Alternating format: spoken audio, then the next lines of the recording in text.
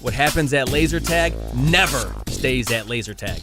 Laser Unfocused Tag Talk. Laser Unfocused Tag Talk. I feel like you could be like in Ghostbusters or something. Oh my God, you have got some stories. Let's talk about laser tag. Who knew you were a laser tag legend? Time to get laser unfocused. Tag Talk with Tivia. Welcome to Laser Unfocused Tag Talk. Hi, I'm Tivia. Anyone who has had their home laser tag arena closed down knows the feeling of wanting to try and bring it back. For two players, now operators of Laser Assault in Utah, they have resurrected and given new life to a laser tag business that had been a longtime staple of their community. So I'd like to welcome my guests today. They are Ellis and Roemmich, co-owners of Laser Assault Laser Tag in Provo, Utah. Hi, guys. How's it going? How's it going, guys? Now, you have kind of a unique story in that you have resurrected a business that was part of your lives in previous incarnations. So I'd love to just start by asking each of you to tell me a little bit about your laser tag background and how it is that you got involved with Laser Assault Laser Tag in the first place. And then we'll talk about where that led you. So what are your backgrounds? What are your stories? Go ahead. All right. So I started playing laser tag at Laser Assault. I think I would have been 13 at the time. So 28 years ago, or not 28, I'm not that old. 18 years ago. Get my math right. And basically I just went in with a bunch of friends, group, kids in the neighborhood, youth group, and had an absolute blast just running around, shooting everyone. It was a good time. Fast forward 8 years, I think, and I came back to Utah for it was for college, and I ended up going to laser tag for, I think it was somebody's birthday, and then I was just like, well, I can do this anytime. It's only like 4 blocks away, and so I ended up going with my buddy Spencer all the time, and more and more we just kept playing, and eventually the manager came out and said, hey, you guys play a lot, you should come to our regulars night, which was Wednesday nights, 9 o'clock. They play 40-minute games, which is a long game. It's what I'm told anyway. And we played 2 of those every Wednesday night, and I kind of got hooked and played more and more, and eventually I was, more or less top dog, I guess. I don't know. Wednesday nights was a fun crowd. But I kept sticking around, and eventually I badgered them into giving me a job so that I could play for free, because, that's where half my income was going anyway, so might as well. Ended up playing just about every single night of the week. Then we started a Saturday morning crowd for the graduates, basically, people who had graduated college, because that was our main, our demographic. So all the college kids would play on Wednesdays, and I'd play with them, and all the graduates who had stuck around and still wanted to play laser tag would play, every other Saturday morning. Okay, so Brett was basically a consummate regular there. And Aaron, what about you? How did you get involved? Yeah, so my brother was a regular there. He was one of the people that went and played on Wednesday nights. And he badgered me for, I don't know, months and months to come play laser tag. And I'm like, I don't want to. Finally, he talked me and my wife coming in to play laser tag. Went in. First time going in, we got slaughtered. We were just nothing but free fodder for those who were playing. But more importantly, the amount of entertainment and joy we had out of running, but what really was attractive for us is the inclusive nature, right? Like, we're all competitive players, but we're also friends, right? And we also reach out, we got each other's back. And yeah, that game sucked, but it's okay. You're going to get better. You have to keep coming. So I kept coming and coming. And Brett's not lying. He was top dog on Wednesday nights. Like, that was the bar that we set. Was like, well, okay, so I finished 20th, but how did I do against Brett?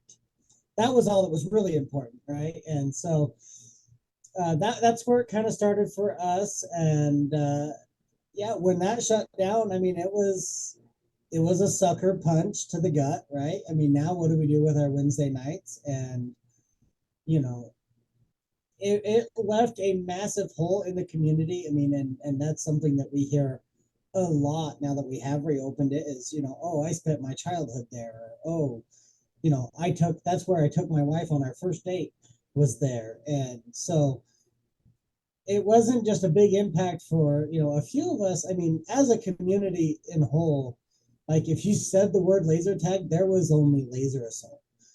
Like that's all people did when we were younger. And so, bringing that back and being able to do that has been something quite amazing. So I mean, Brett definitely has more experience. I mean, he's played at several nationwide tournaments and has, been put on rules boards and things like that. I just really liked laser tag, and Brett thought, well, hey, you have experience with other businesses and stuff. You should help us re-get this going. And that's kind of where it started. Now, did you reopen in the same location that Laser Assault was originally built in? No, so that was part of why they shut down. Was that building had sold and they tore it down and built high-rise apartments on it. So that location is not available anymore, which sucks because it was perfect for laser tag. But it's okay. We can move on and we can build back better, right? So when did the business when did the original version of Laser Assault close down, and when did you open it up in its new incarnation? I think it was 2018 that they shut down. May have been. It was 5 years ago they shut down because it was closed for 4 years before we opened. So. Yeah, so 2018 is when they closed down. We opened up. We first got our equipment in the summer of 21. And I mean, we were just setting it up and playing in my backyard for 6 months. I mean, I'll tell you, putting that equipment back on after that big gap, I mean, was such a euphoric experience of going, oh yeah, I miss this. Well, let me just pause and maybe you could tell me about the equipment that you first started on and what equipment you're using now. So Laser Storm is the equipment manufacturer. Biggest difference between the original, or what we call the OG Laser Assault, is they had shoulder sensors. We have headsets. We're looking to. They had actually modified all of their vests by taking the original headset. They took it, literally cut it in half and bent it around so that it would sit on the shoulders, and they just velcroed it in.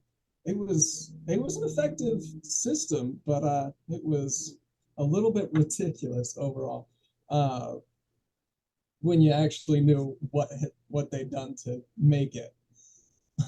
There are new official shoulder sensors that is what we're looking to get at, but yeah, with Laser Storm, the original setup is with the headsets. That's what you play nationals in. That's the proper way to play it. So yeah, I mean, and so when we tracked down equipment, we only had the one manufacturer in mind. We wanted what we played with, right? That nostalgic. We wanted to bring back that childhood memory. So Brett reached out, tracked down the original equipment. And we got some equipment ordered, and that's what we're using today. Very good. So it wasn't the actual set of equipment that Laser Assault had back in the day. You ordered new equipment, just decided you wanted to go back to Laser Storm? Yeah. Yes, correct. Yep. What is it about Laser Storm that really just spoke to you, besides the obvious nostalgia? What is it that you really like about the system? Being able to have just a light little gun. For me, it's like the phaser. It's just the way the phaser fits and feels in your hand. I like the versatility of the phaser and being able to manipulate it with your hand and still utilize it. I also like the way that you have to re-energize in. You have to go back to a charger, right? So if you are having a rough game, you get that chance to reset by walking back. Okay, that tactic's not working. What do we do next? Okay, let's try this tactic, right? So there are little things like that that just all together add up that we really enjoy.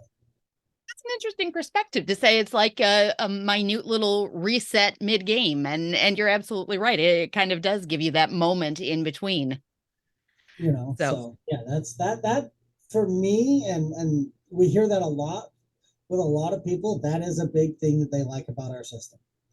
This sets us apart.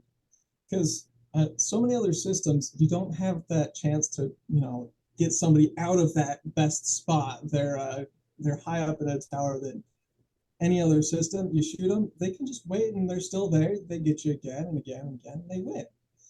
And that was one of the issues with the center that's since closed down is the game wasn't so much, competing for first because it was whoever runs up to that tower first wins. It was competing for second at best. So we like having, okay, you're shot there, you have to go somewhere else. You have to go back and charge, which is nice because there's consequences and not just you shoot, you get shot. Oh, I have to wait. Okay, I'm back in. So. Well, now you guys have done something that I think anybody who has lost their home center can really relate to, the desire to do whatever you can to bring it back. I know I have felt that way, and but you guys actually did it. Your site closed. You took a longer than a game reset to figure this out, obviously, but at some point you decided, okay, we're going to make the leap and we're going to resurrect this business that was part of our community. Talk to me about that process, and when did you decide, and what is the story that led you to actually getting the doors open? Well, for a long time, let me back up. Right after Laser Assault closed, a bunch of regulars got together and they said, okay, this building's being torn down. One of the regulars went and talked to the demolition crew and said, hey, can we go in there after it's closed down before you tear the whole building down? And we're going to take the walls out and put them into storage. I would never have thought to do that. He's an enterprising guy. He went out, talked to him, and then he told all of the regulars, and we all said, yeah, we're there. So we got a whole bunch of us. Ended up spending like 2 weeks just pulling walls out, throwing them on a trailer, taking them over, dropping them off at a storage unit. Eventually he had another kid and he decided, you know what, I can't keep this storage unit. Hey, Brett, do you want to take over this storage unit for me? And I'm like, yes, I do. I will take those walls and I'll take good care of them. And then, kept hold of those walls for about 3 years after I took over. And the whole time, Aaron was working at his auto shop that he was running. And so I'd take my car in, get an oil change. Hey, remember laser tag? Yeah, it was so great, playing over at Laser Assault. And the whole time we're just like, well, I don't have the business knowledge to put this together, but I can design a pretty solid arena. And he was saying, well, I have the business knowledge. We can do this. So, when I finally tracked down some equipment that was Laser Storm and that I liked and that I was in a position that I could purchase, I talked to Aaron real fast and said, hey, we've been talking about this for like 3 years now. Do you want to actually do this? Because I can get that equipment. And from that point on, it's been pretty much a team. Yeah, and it was a pretty easy decision too. He asked and it was like, and yes. There wasn't even a second thought of like, do we want to bring this back? Is it worth it? Like, and maybe a lot of it, I mean, we're like drug addicts addicted to something, right? We're still in withdrawal, and all of a sudden here comes a new dealer providing that product, and it's us. We need laser tag aholics, laser tag anonymous. So, and I couldn't have asked for anybody better to help join me in this journey, right? I mean, even when he was working, literally cross country for a job, when he would go, he would find somewhere to play laser tag. Brett's played a lot of systems, probably not as much as you. Definitely. But I respect anybody who travels and plays laser tag just to enjoy the experience. I relate to that. But so I couldn't ask for anybody better to join and to say, hey, I have that knowledge of what it used to be, what was there, and he's picked up some things along the way too in other arenas, and it's not to say that there's not a learning curve, right? There's surprisingly not a lot in common between fixing auto repair and laser tag, but we learn and we're progressing together, and I think that's the important thing, is listening to the community as we morph and grow and bring back what once was. Now I'm curious about the walls. You went in and you saved the walls, which is great. Are we talking about those barrier walls that drop from the ceiling, or are you talking about constructed walls? And are they currently what you have as the structure for your arena? Yeah, so when we say, so these are the actual barrier walls throughout the whole arena. And unfortunately, it wasn't all of the walls, but it was very much a lot of the walls. But these are, I mean, to put it in perspective, most of these are 4x8 sheets of, framed out plywood that have been painted. And so it's the iconic, first of all, it gives us the iconic visual effect, but the scent of the wood in our arena is identical to the scent what was. So it's great. That's a byproduct that I wasn't expecting to have, because and hearing people talk about that as they head into the arena, they take that first deep breath, and it's awesome. You're taking somebody through on a tour. Oh man, I loved Laser Assault when it was, over there. Yeah, come on, check it out. Check out the arena. Come on in and walk around and see what you think. And it's almost always the first comment. Oh, it smells the same. I think that's one of your strongest senses connected to memories. And so definitely, I can still visualize the scent of a number of arenas. And some of them smell like cotton candy and some of them don't. But they're still your special memory sense. I relate, to me, the smell of Laser Assault was actually the sanitizer they used. They used the eucalyptus Odoban, right? So, I mean, we use the same sanitizer now, but that was what we always related to laser tag. So, like, every time somebody would spray that, it's like, oh, laser tag. I can very well relate to that. And it's very cool that you have that imagery going on as well. So where did you move the business to, and how did you then construct the arena that you've got and incorporate those walls? Yeah, so we found a space available in our local mall here in Provo. Found a space, and obviously it's not a 10,000 square foot arena. We wish it was that big. So it's definitely a lot smaller. So we've had to be a little bit more creative with the layout.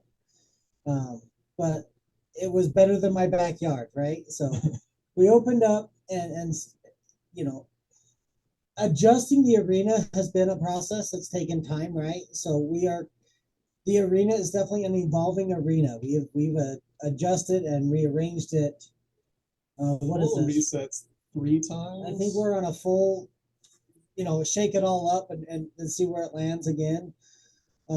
This one, I think, has been by far everybody's favorite, and it's a lot closer because we're shopping for a fill, right? When you go through the arena, right? relating that back to a previous rendition of what once was, right?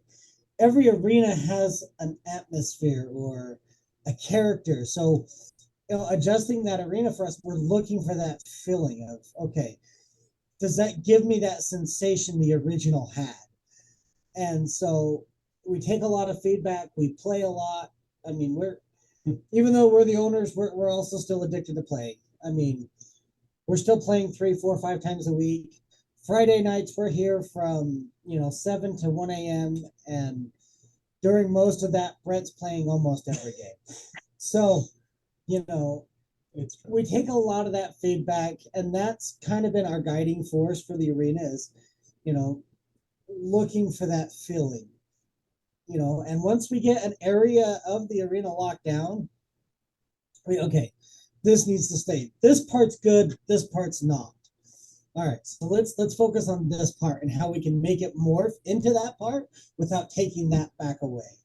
So that's kind of been one of the harder parts is keeping some things that lock down good and keeping a good flow through there. Yeah. Now, maybe you could tell me a little bit about the size of the arena, the theming, and also, is it a divided arena, and how do you have it divided, if so? Yeah, so it is an undivided arena. However, we've got some corrugated walls that we set up for when we play our leagues and our national style tournaments, or what a lot of people out there would know as a storm style laser tag with a divided arena. The walls are, if put it in a theme sense, would be a paint splatter, neon black lit environment with paint splatter. And those were what the original walls were, right? So trying to keep that same original theming. We are currently in the process of adjusting our lobby and our vesting and briefing to morph and bring something new to the table for the next generation of laser tag players while also playing homage to what was in the original, right? So out with the old, in with the new, but pay tribute to what once was, right? And still keep that nostalgia. So we're excited for those changes that are taking place. And that's what we're doing here today is, we're deep into projects. Many nights I've been here till 2 or 3 in the morning working on things after hours to, kind of progress the business. So your arena, if I'm understanding you, is for the general public play, basically a typical traditional maze structure. But you have the capability of bringing in, is it fencing style from the floor, or do you drop down your walls? How do you do it when you create the divided? And we've tried different methods. Right now, we basically put up temporary fencing, if you will, temporary barriers across there. And they work really well for us. They're light, they're easily stored away, out of the way. And we've played different methods too to see if it's practical to play a storm style tournament without barriers. There are still a lot of pluses to the barriers that we just can't overcome. We like the barriers. Generally, just having options is always better. Yeah. Knowing which options people like. Okay, this group likes these options. All right, before we get everybody in, we'll send out, okay, here's what we're doing tonight. We're playing leagues. Do we want to vote on barriers up or barriers down? Yeah, so we let our league players, they pick weekly, right? So, all right, so we send it out, and if the majority want to say play divided, then all right, great, we'll set barriers up tonight. We're going to play divided. And I think it's also a great way to get interaction out of our players too, right? So they feel like they're very much a part of what's going on, and they feel a part of something greater than just showing up and playing. Well, and I like what you're saying about having the league membership as, kind of its own entity, maybe separate from your typical public games, because I noticed that on your website you emphasize that it is a truly competitive laser tag experience. And laser tag tends to have different appeal to different audiences. I'm sure you also have, your typical birthday parties that are not as competitive, but you do offer the opportunity if somebody wants to get involved in a scene. So I'd love to hear about your leagues and your memberships and how that has played into the success of your business and how it's working for you. Well, leagues have always been great to me because they really thoroughly play test everything. You get a league player who says, okay, this vest has an issue. They've played enough to know, okay, this is me having a bad night. This isn't, the equipment. Versus, I can't hit that sensor on that vest. It's vest number 16 or whatever. And they'll be able to tell you a lot more information about that. Keeps the equipment in better shape. As far as the difference between competitive play and your average birthday parties, I've always found you can play a just for fun game on a competitive arena, but you can't always compete on a just for fun arena. Because if it's just, okay, here's a statue, here's nothing to hide behind, then you have no game. You have, okay, let's go look at a statue and shoot each other with lasers, and whoever comes out, not the winner. But it sounds like you're verbalizing something I've heard from a lot of players, that, the key to it is balance. And it isn't that it necessarily has to be entirely symmetrical, but to be competitive, you need to have at least an even playing field. And that's something you have to consider. And it sounds like you have. Yeah. oh, absolutely. Yeah, no, that's definitely a big part of the leagues and the memberships, and for me, what I really like about the memberships is, because we greatly benefit from having regular people come, and like he was alluding to, hey, this fest isn't working quite right, or hey, like I was saying earlier, trying to get that feeling down with the arena, right? Getting a bigger mass of people to come through and give that information, right? A lot of times, and with the majority of what we work with being college students or typically lower budgeted individuals, our membership affords them the ability to come more often without that extra, burden of, well, how am I gonna, cover it? And that is one thing that I can truly say is different from the original Laser Assault. They didn't have anything like that. So for those of us who are regulars, we were putting quite a bit of money into, coming back. And I think that that's helped a lot with, getting people back. I think that what also, for me, it's also affords parents something that they can feel comfortable having their kids come and be a part of. 3 of our top regular players aren't even old enough to drive a car yet, and they downright completely destroy us some days. So, Yeah. and Well, they use that small height to their advantage. they definitely do, especially with the barriers, because when we first started playing with the barriers, those kids weren't even taller than the barriers. So, you're playing and that kid could run right in front of you. You don't even see him, and there he's in the pond. Well, it sounds like you're also really cultivating a community there, which is awesome to see, because sometimes members can take over, and sometimes members can really help to boost and elevate the business. And it sounds like you've kind of got the best coming through as far as your leagues. Have you ever hosted tournaments, or is that something that you would intend to do? Yeah, so we have hosted tournaments. Last year we actually hosted Laser Storms Nationals here in our arena. We've done several different tournaments throughout the year. We do several community style events. We do, for the 4th of July, we do an Independence Day bash that allows people to come and play. I did a Yule Ball last year that, I mean, it's not a laser tag activity per se. We put on a dance. There's but it's all in an effort to build up that community and to say, look, we all can have different opinions and things that we like, right? And we can reach out in that way. Every Friday night we host unlimited laser tag for $20, and getting our regulars to come to that has been great too, because it helps general public also get in there and witness and see these regular players and how they play.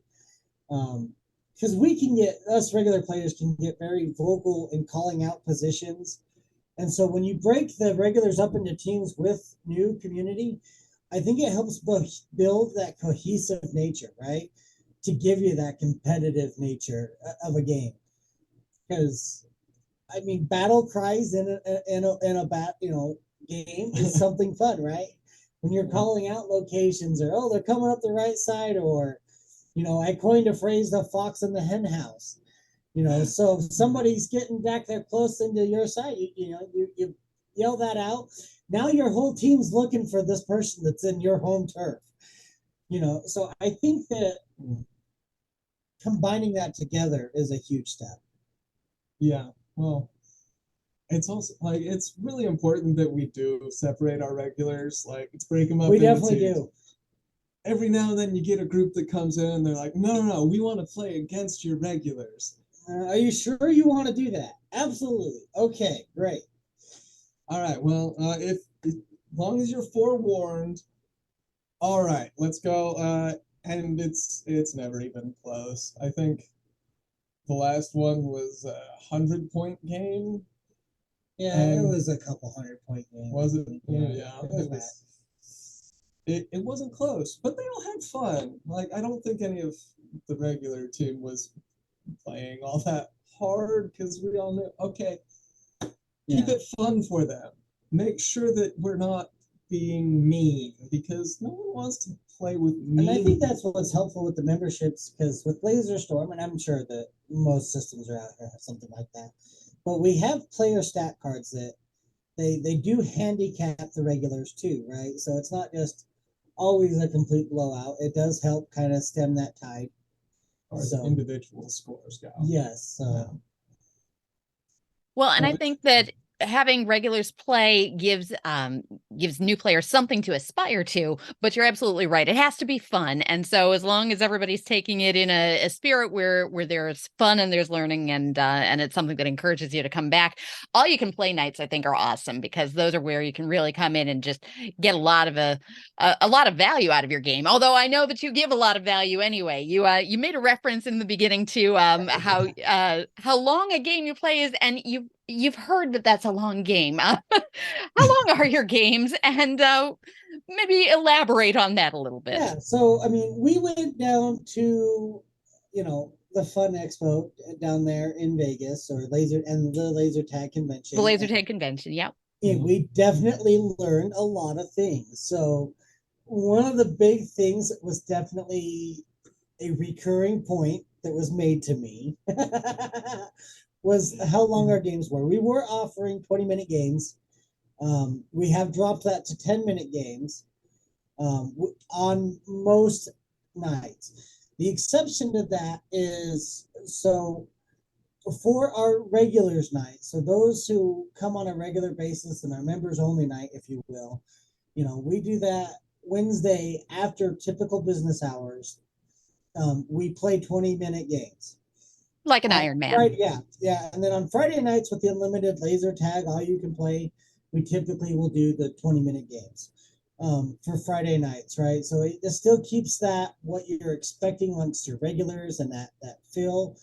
Because like he alluded to, the original Laser Assault, I mean, they were 30-minute, or in some case on regular nights, 40-minute games. And those are long games. And they are long games.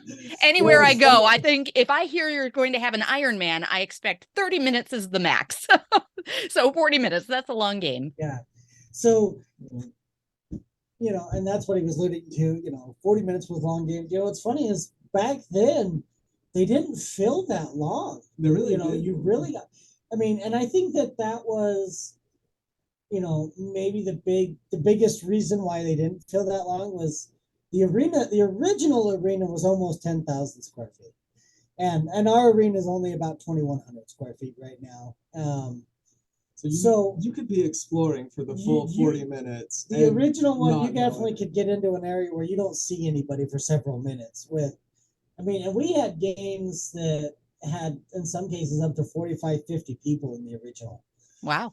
And this one, we really try to max it at 20. We don't like going over 20 because you do get kind of crammed in there. So yeah, that to me is maybe one of the bigger determining factors with how many people we can get in there. Yeah. I mean, with how many people are in there and with how much space there is, that's always a consideration. Just wondering, okay, how much can this person explore in this amount of time? Sure. How many unique experiences? Because that's really what it boils down to is, okay, if I go here and I do, this one thing, will I always get the same result? No, because you're playing against live people. You're playing against your friends who learn, oh, hey, Aaron likes that corner. Janessa likes playing down on the floor. It's true. Right over there. And it's funny because when we play, talking about calling out positions, we actually have a spot in the arena that we have dubbed Janessa's spot, and everybody knows where that's at. Mm-hmm. Because if she gets in there, she is deadly, to say the least. No, you have to sprint past or run around back and then hope that the rest of her team doesn't get you before you can get back to her. It's exhausting to fight against, which is why it's always, okay, don't let her get there. Otherwise, we're in trouble.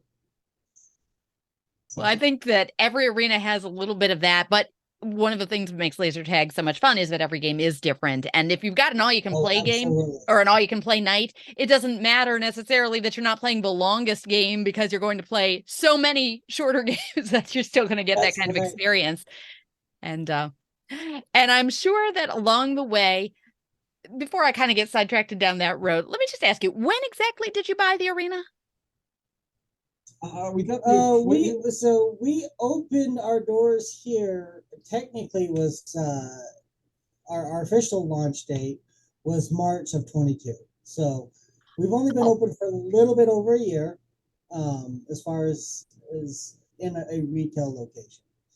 So, like I said, we got our equipment in the summer of 21. I think it was July when it came in. Yeah, because he brought it back from Nationals of 21, basically. So two birds, one stone, right? Got to go out and play and be a part of a tournament, and brought back equipment to do our own journey. Yeah, and it was crammed into my little car. Yeah. There were three of us driving literally from Utah all the way out to Pennsylvania, and 3 people in one car plus 24 vests of laser tag equipment plus everything else that's associated with it, computers. That's a full ride. He had to ship the sound system because he had a sound system. He actually had to put that on a FedEx truck. Yeah, that was a massive sound system. That was not going to fit in. It was at least the same size as all of my vests put together.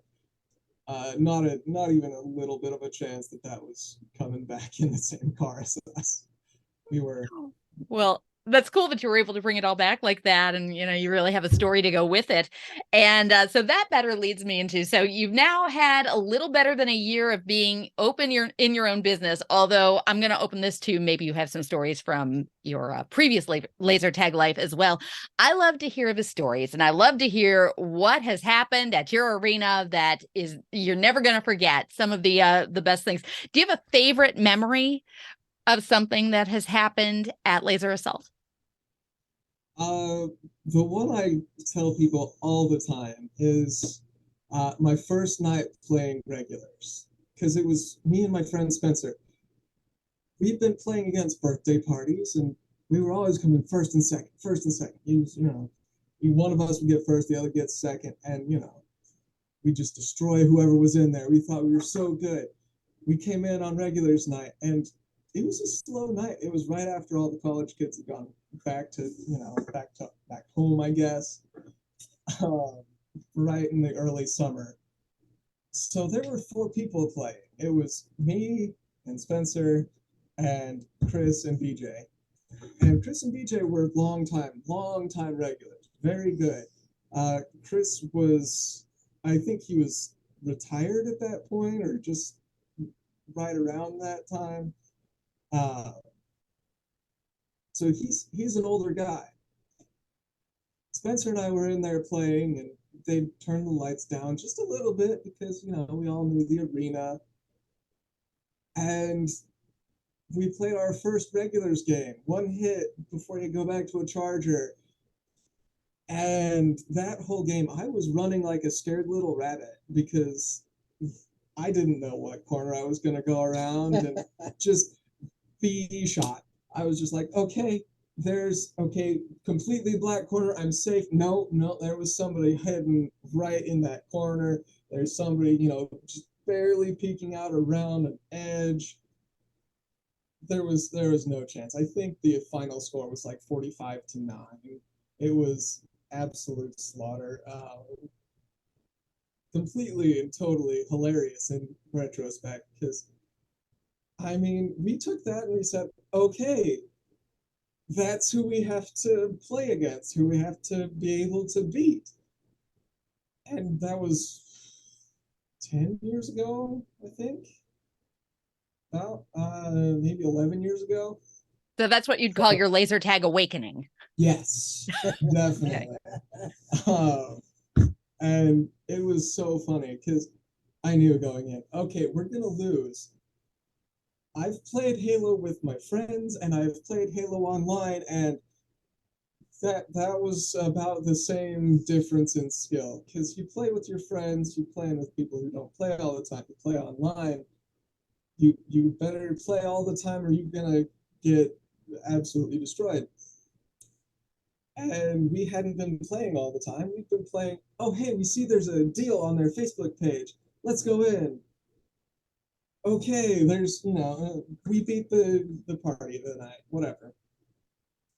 And it was absolutely hilarious. It's interesting when you hit that point and you turn the corner and you see big fish, little pond, moving into the big pond. Well, that's a great story. And Aaron, maybe you've got a memory. Has anything really unbelievable happened at your arena that comes to mind? I guess it wasn't necessarily any one particular event. It's just the culmination of a bunch of little ones right together. The first time I ran around a corner, and there was also a wall there that I didn't see. The battle scars, if you will. But it's all part of that experience, of learning your laser tag legs, if you will. Because it is something that you learn over time. It's fun along the way, but you pick up little skills and things like that. For me, most of it, I think, has actually come from owning the arena and being able to interact and get to know, my customers and the members of my community as they come in, and to be able to stand in front of them and give them pointers and tips, and to be able to stand out here and watch the scoreboard and go, oh, they're struggling, right? And then to be able to go into that game and play with that team and kind of show them, no, hey, that isn't the most effective strategy. Try this, and helping them morph inside that arena so that they can build those experiences. So that for me is my experience and my story of what I've really truly enjoyed. Very nice. And I'm sure as the business continues to grow and evolve, you're going to have lots of laser tag stories to tell down the road. But at this point, I would love to wrap things up with you with a little bit of rapid fire tag talk. And I've never had 2 guests simultaneously. So here's the rules for this round of rapid fire tag talk. I'm going to ask you each the same question. real quick questions to you, real quick answers back. But I'm going to say you can't take the same answer. So, Fair. so we'll say Brett answers first, Aaron answers second. Ready for some tag talk? Sounds good. Okay, Brett, what's your favorite game format to play? Realistically, we just came out with one called Scouts and Heavies, where one side is stealth mode with 1 life, and the other side is it's normal mode with the lights on, but you get 2 lives before you gotta go charge. It changes things up in game, and yeah, it keeps things interesting. I actually really love traditional Storm. I love the team aspect it brings to the table, and having, I mean, more or less designated roles of, hey, I'm either a support or a pod runner or a defensive player, because I think it allows people to also build off their own strengths in the arena. And, you know, because not everybody is an aggressive player, and there are strengths that can be played through a traditional Storm style game. Absolutely. Okay, Brett, coolest place that you've ever traveled for laser tag? Traveled specifically for laser tag. I think it was the old Quest site out in Philadelphia. It had 3 levels, so you'd go up and you'd be on the 2nd level, and then there was an even higher tower. And we were playing Armageddon, and just being able to see everything and be able to tell, okay, my team's over there, I need to go support them, or, you know, my favorite game out there was they had one major Quest player who had come from England. She was really good, and I'd figured out, okay, I have a weaker Quest pack. I'm going to just kind of tag her. I'm not going to get any other points this game. I don't think I got a single hit. But I dragged her away from the rest of my team because that was the only thing I was going to be good for, was I'm going to play bait because I can't get any points. And it kind of works. I think we won that game, actually, which was nice. There's a strategy. What about you, Aaron? Coolest place you've ever traveled for laser tag? I mean, I haven't traveled too much for laser tag. I would say, I mean, I really actually had a lot of fun down there in Vegas with playing with you and playing, you know, Battle Company's system there at Battle Blast. Mm-hmm. And so that's, I mean, the only real traveling I've done other than within Utah, right? I mean, because we've played all sorts of arenas here in Utah along the, what we call the Wasatch Front, you know, Salt Lake and Ogden and here in Provo. So, and to be honest, I think I really enjoyed Battle Blast more than the experiences even that are probably close local besides us. It was a very cool night, and I'm glad you were both part of that. Okay, Brett, coolest person you've ever met through laser tag? That's like asking me the coolest person I've ever met. Maybe Eric Guthrie. He was really, like, it was a lot of fun meeting him down at the actual laser tag convention. He definitely knows his stuff.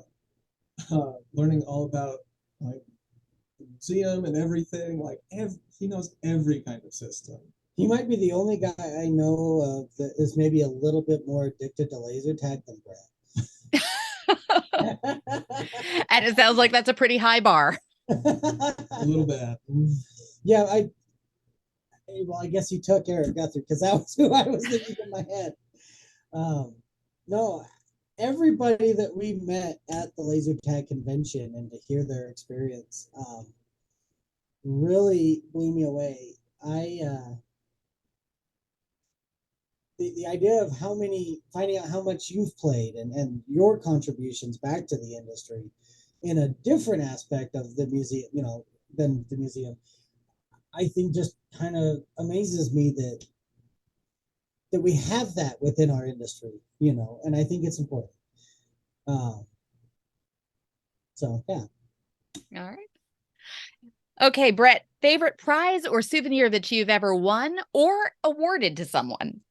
Oh, or awarded to Well, someone. since you run tournaments as well, if you've won something cool or if you've given a cool prize. I've earned more than my fair share of most hit medals out at Laser Storm Nationals. Coolest was probably honestly the Battle Blast trophy that I got from your laser tag. He for a does cause. actually really like those medals. He really does enjoy those. I was really proud that I could actually do good at another system because I know my system pretty well. I know I'm not competitive pretty much any other system, so being able to go somewhere else and pick up the system and say, okay, I can play this one and win at that was Yeah. Well, definitely. And for those who aren't familiar, so you both came to my most recent Tag for a Cause event, and Brett was our high score Golden Phaser Trophy winner. So congratulations. That was using the Battle Company gear. And so I'm glad that you had a success there with something a little different from your norm. And what about you, Aaron? Favorite prize or souvenir you've brought I back? think for my favorite prize being awarded actually was the trophy that we had printed for the nationals tournament that we held here that had our phaser built into it. I mean, that was a lot of fun, and it went with a solid black cup, if I remember right.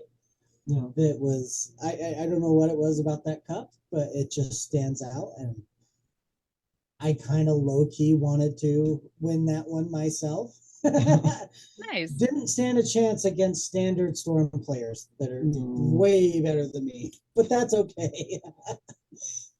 Well, very cool. Now, what, Brett, would you say is your favorite brand of We Never Run in the Arena shoes? I go through shoes so fast. I honestly just run down to Walmart and pick up whatever I can for $20 and then destroy the toe, dragging my toe. Like I just slowing down around corners, I tend to just kind of catch that toe and drag it a little bit. And all of a sudden you can see my sock through the toe, and I'm sitting there thinking, but I don't walk that strangely. And then I play a game of laser tag and I think, oh yeah, that's what happens every single time I'm looking around a corner really fast. I keep a spare set of shoes in my office. Okay, so what is your brand of favorite shoes? And I go down, I find out whatever shoes. I'm looking for something that fits, that feels a certain way while in the arena, right? And this one I really like. It's by RBK, but it's got a neoprene type top. It has a lot of flex, but it keeps suction on your foot. And I don't know if the camera picks it up, but I mean, these ones are pretty wore out. They've got spots in them coming apart. But yeah, I keep a spare set here in my office for play. I thought I was the only one who runs around with like 3 different pairs in rotation. I always keep a pair of sneakers in the car because you never know when you're going to end up at laser tag and you don't expect it. Oh, we've got even other regulars have picked up on that. They leave shoes in my office that they play with, and they're also falling apart like mine. There have been occasions, I'll tell you, when I have left my office not knowing I was going to play laser tag, and I would show up at an arena like wearing a short dress. And yes, I'll have my sneakers in the back, so I'll be that much ready. But, I walk in looking like I just came from work, and nobody sees you coming that way. They say, who's this girl who's coming in dressed like that? All right. My funniest story about shoes. We had an old regular. He wore the same pair of shoes for I think 3 years straight of laser tag. By the end, they were hardly recognizable as shoes. I think they only had about half of the sole left on the shoe, and the rest was just his bare foot. Just socks on the concrete in the old arena. I have definitely played laser tag barefoot a few times, and that's also an experience. Yeah. Maybe not recommended, but it's an experience. It can be a lot of fun. In response to you saying wearing a dress, right? It blows me away. We've had people show up in prom clothes, tuxedos and prom dresses to play laser tag, and my first thought was not my recommended attire, but let's have fun. I've seen that a couple of times where laser tag was the after prom, and so that's really cool to see. And also it's a lot of fun when you get pictures with the gowns and and the vest on top. So very cool. All right, final question for you guys. Brett, this goes to you first. Best reason to play laser tag at Laser Assault? Oh, because you really want to settle a score with your friend. Good answer. Aaron, the question goes to you. What about you? Best reason? Best reason to play at Laser Assault. I think that the truly competitive nature, the way we lay out our arena, is so different than what you're going to find out there in most places. So, settling a score with a teammate or a friend is definitely up there on that list. I think the experience of being a part of that is for me the reason to come play. Even if it's one game, come play and be a part of the experience with us together. Well, that is awesome. And I want to thank you both for taking some time to talk with me about resurrecting this piece of really a staple in your community. You've brought it back, and it's great that Laser Assault continues to be an opportunity for people to enjoy laser tag. So those are my guests, Aaron, Ellis, and Brett Roemmich, the co-owners of Laser Assault Laser Tag in Provo, Utah. And guys, I can't wait to come back to Utah to play your arena. So thank you so much for joining me here today. Yeah, we can't wait to have you. So, thank you. Thanks for checking out this episode of Laser Unfocused Tag Talk. Listen for more episodes on the first and third Friday of each month. Want to be a guest on an upcoming episode? Find out more and follow my blog and website at TiviaChickLovesLaserTag.com.